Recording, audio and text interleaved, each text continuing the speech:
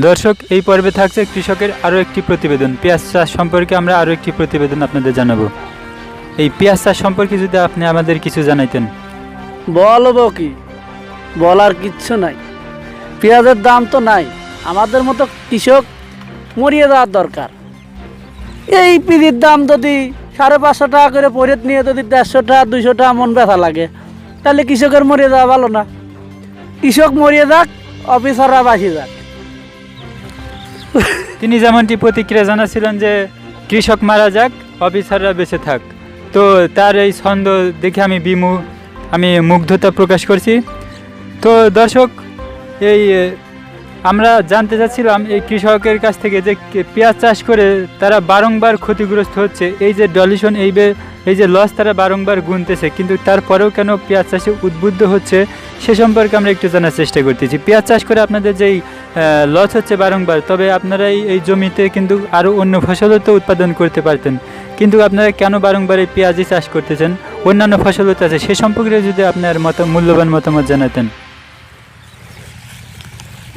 গম, মসুর, ছোলা এ কোনোটাই আমার দেশে হয় না, সব ইন্ডিয়ায় টানা লাগে।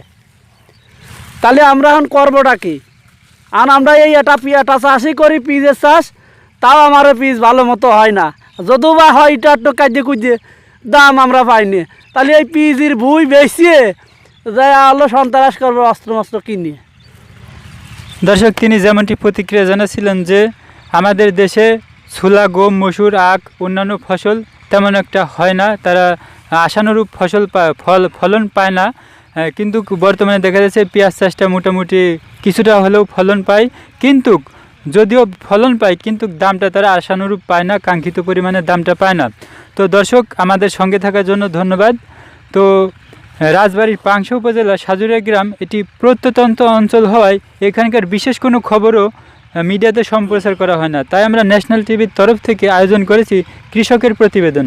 এই প্রতিবেদনে কৃষকদের জীবন বৃত্তান্ত এবং তাদের বিভিন্ন প্রকার ফসল কিভাবে উৎপাদন করতে হয় সে সকল প্রণালী এবং তাদের দুঃখ দুর্দশা, আশা আকাঙ্ক্ষা, অভিলাষ, ইচ্ছা এবং তাদের চেপে রাখা মনোকষ্টগুলো তারা এই প্রতিবেদনে প্রকাশ করে থাকেন।